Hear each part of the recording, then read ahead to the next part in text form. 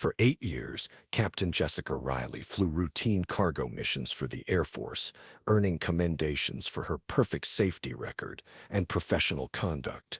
Her fellow pilots respected her. Her commanders trusted her completely.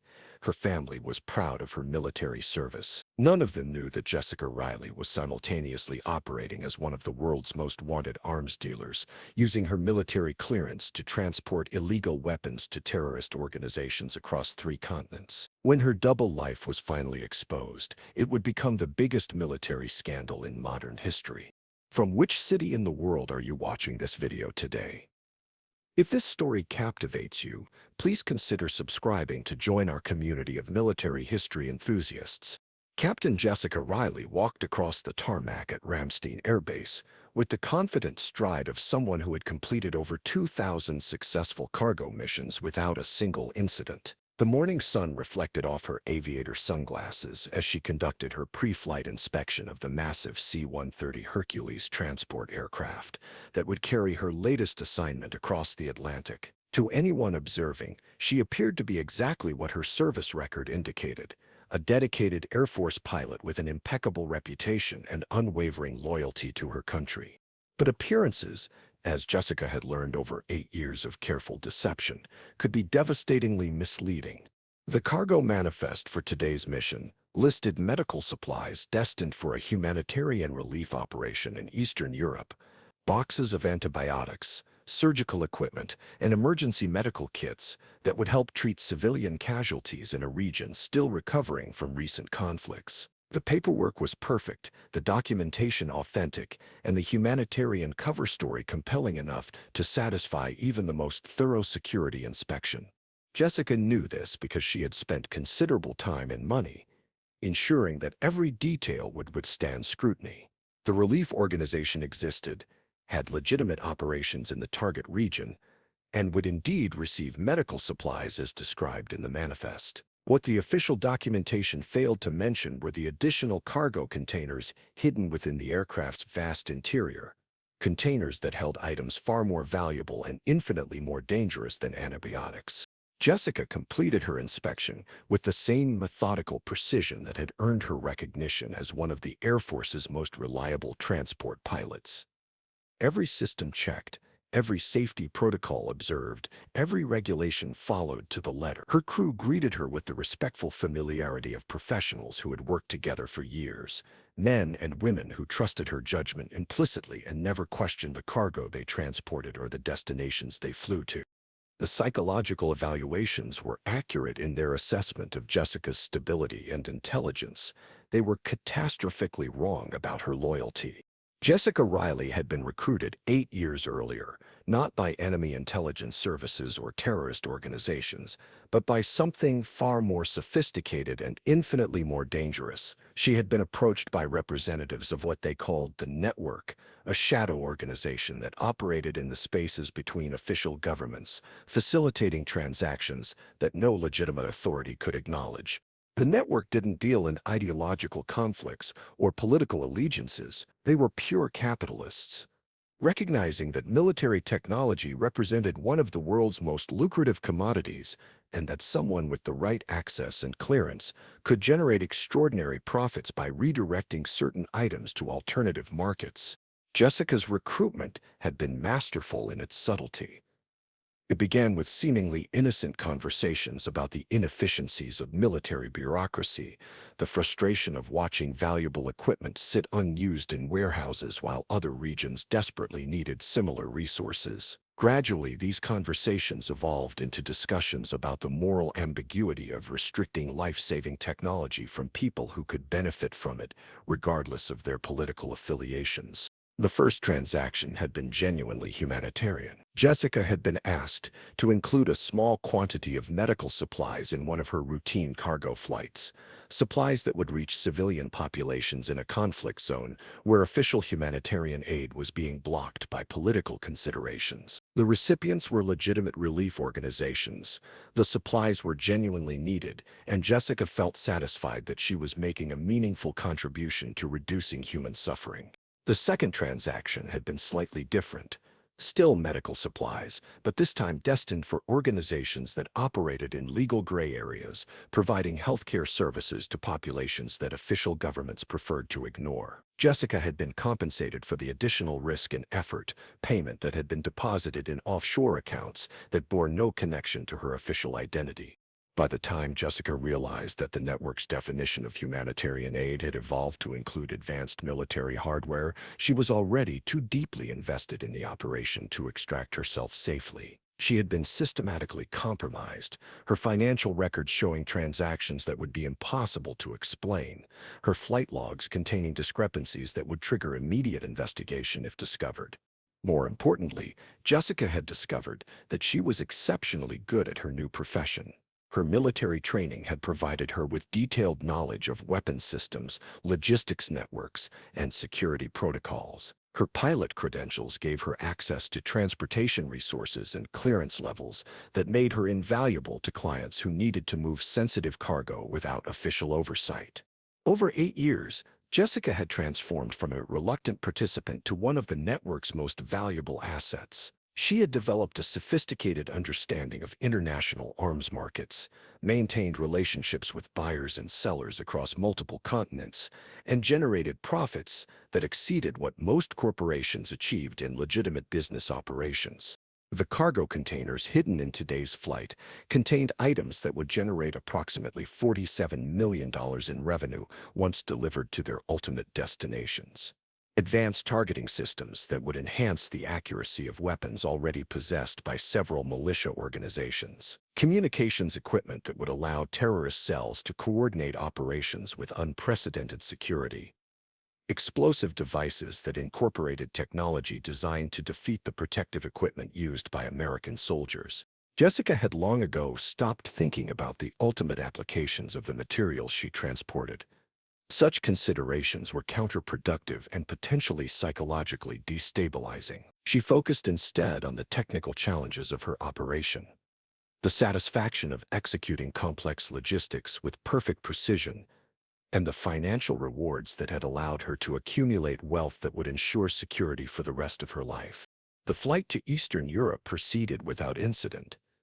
Jessica's crew performed their duties with professional competence, unaware that their aircraft contained anything beyond the medical supplies listed on official manifests. The legitimate cargo would indeed be delivered to humanitarian organizations, providing Jessica with genuine satisfaction and her operation with unassailable documentation. But during the scheduled refueling stop in Germany, Jessica would make contact with representatives who would discreetly remove certain containers while replacing them with identical units containing the medical supplies that would continue to the official destination. The exchange would take place in a restricted area of the airfield, conducted by personnel who possessed legitimate security clearances but answered to authorities beyond official military command.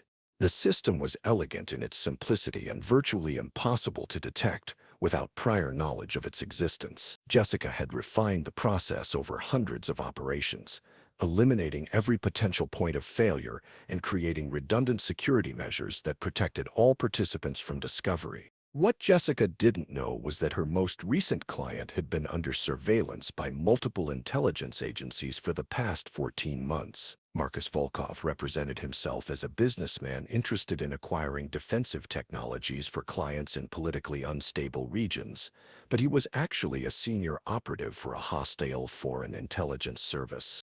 3 weeks earlier, Volkov had been arrested during a joint operation conducted by the FBI and CIA. Under interrogation, he had provided detailed information about his arms procurement network, including specific details about a highly placed American military asset who had been supplying advanced weaponry for over 7 years. The investigation that followed had quickly identified Jessica Riley as the most likely suspect. Her flight logs showed patterns of travel that corresponded with Volkov's procurement timeline. But rather than arresting Jessica immediately, investigators had decided to allow her to complete one final operation while under comprehensive surveillance. They wanted to document her entire network, identify all participants, and gather evidence that would ensure successful prosecution of everyone involved in the conspiracy. As Jessica's aircraft approached the refueling stop in Germany, She was unaware that every aspect of her operation was being monitored by agents who had been tracking her activities for weeks. The personnel who would conduct the cargo exchange were under surveillance. The financial transactions that would complete the sale were being traced through multiple jurisdictions. Even the ultimate recipients of the weapons were being monitored by intelligence agencies who had been waiting for an opportunity to dismantle several terrorist organizations simultaneously. Jessica completed the cargo exchange with her usual efficiency, observing security protocols that had protected her for 8 years but were no longer adequate against the resources now focused on her operation. The containers of weapons were loaded onto transport vehicles that would distribute them to various buyers across Eastern Europe and the Middle East. Payment was confirmed through encrypted communications that investigators had been decrypting for months. From Jessica's perspective, the operation was another flawless success. She returned to her aircraft, completed the legitimate portion of her mission by delivering medical supplies to the designated humanitarian organizations, and filed flight reports that would satisfy all official requirements. She landed back at Ramstein Air Base with the same professional satisfaction she had felt after each of her previous 2,000 missions, confident that her carefully constructed double life remained intact and undetected. Jessica was met at the aircraft by Colonel Sarah Mitchell, her commanding officer, who congratulated her on another successful humanitarian mission and invited her to join the post-flight debriefing that was standard procedure for international cargo operations. Jessica accepted the invitation without suspicion, having participated in hundreds of similar debriefings throughout her career. The debriefing room contained more personnel than usual. In addition to Colonel Mitchell, Jessica noted the presence of several individuals she didn't recognize, men and women in civilian clothes who introduced themselves as representatives from various oversight agencies. Their presence suggested a more thorough review than typical, but Jessica attributed this to the sensitive nature of humanitarian operations in politically unstable regions. The questions began routinely, focusing on flight conditions, crew performance, and the successful completion of the mission's official objectives. Jessica answered with the detailed professionalism that had characterized her military service, providing information that painted a picture of another successful operation conducted according to all applicable regulations and procedures.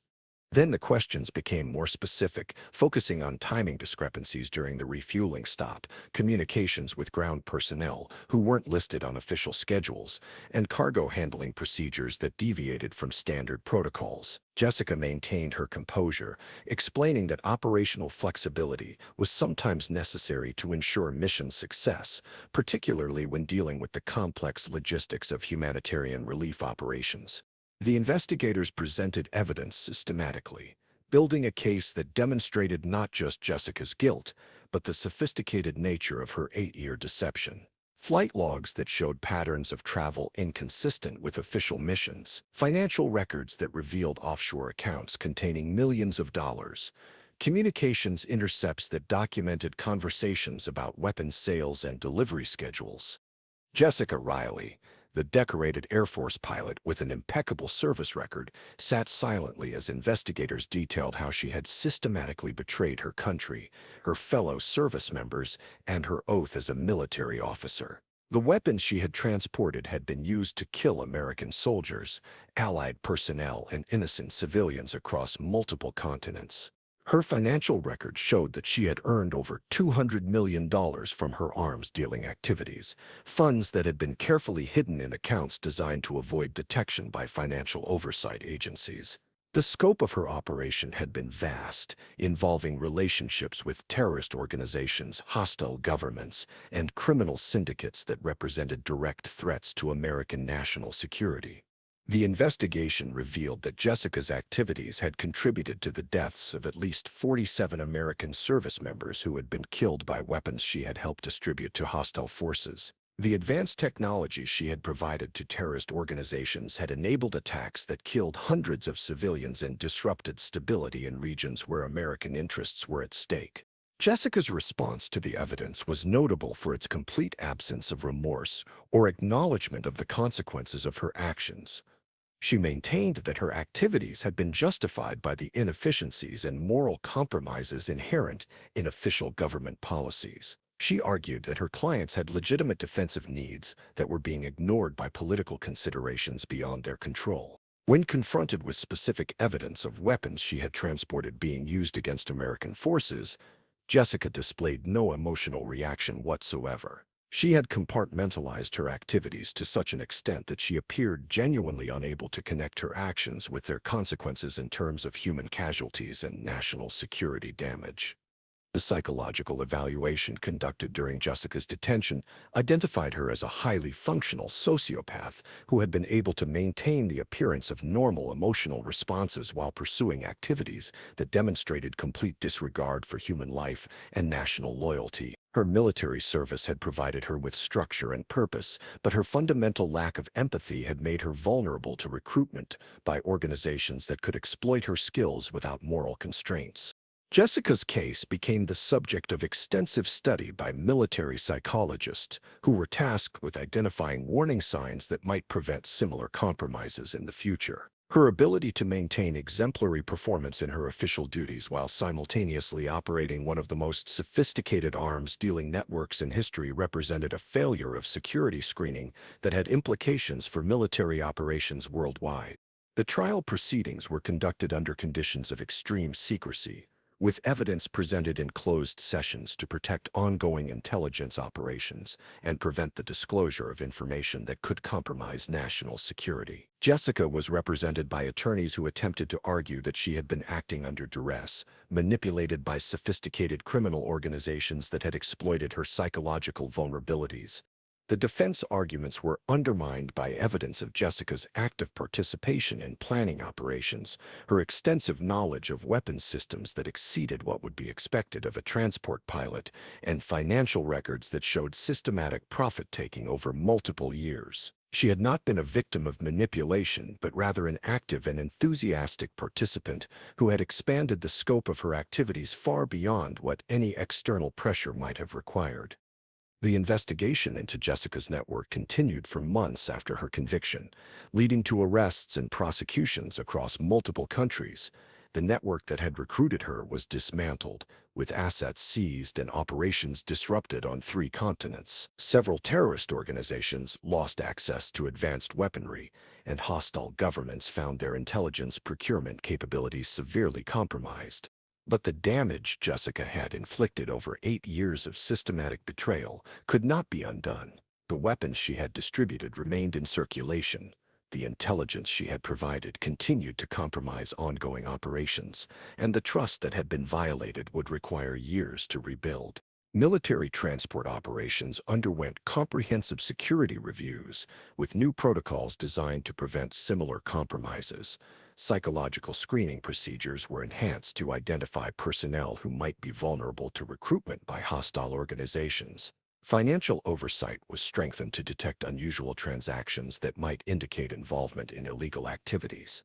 The case of Captain Jessica Riley became a classified study in the dangers of trusted insider threats and the sophisticated methods used by hostile organizations to recruit and exploit military personnel. Her story served as a cautionary tale about the potential for individuals with exemplary service records to harbor motivations that were fundamentally incompatible with national service. Years later, investigations would reveal that Jessica's network had been even more extensive than initially understood. Her clients had included not just terrorist organizations and hostile governments, but also criminal syndicates that used advanced military hardware to protect drug trafficking operations and human trafficking networks. The weapons Jessica had provided had been used in conflicts across Africa, Asia, and South America, contributing to instability that displaced millions of civilians and created humanitarian crises that persisted long after her arrest. Her actions had generated profits that funded additional criminal activities, creating a multiplier effect that extended her impact far beyond the direct consequences of weapons trafficking. Jessica Riley remained in federal prison, serving a life sentence with no possibility of release. Prison officials noted that she showed no signs of remorse or psychological change, maintaining that her actions had been justified by circumstances beyond her control. She spent her time reading technical manuals and maintaining correspondence with individuals who shared her perspectives on government authority and individual autonomy. Occasionally, investigators would interview Jessica about aspects of her network that remained unclear or unresolved. She provided information when it served her interests, but never displayed any acknowledgement of the human costs of her activities or any understanding of the moral dimensions of her choices. The military transport community that had once respected Jessica Riley as an exemplary pilot eventually moved beyond the scandal of her betrayal, but her case remained a constant reminder of the potential for trusted individuals to harbor destructive motivations that could remain hidden for years while causing immense damage to national security and human life.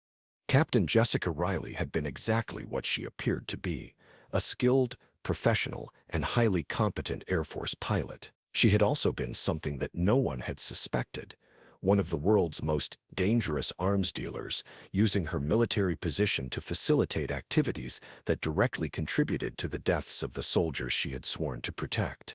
The dichotomy would continue to fascinate and horrify military investigators for years after her conviction, serving as a permanent reminder that the greatest threats to national security sometimes came from the people who were most trusted to defend it.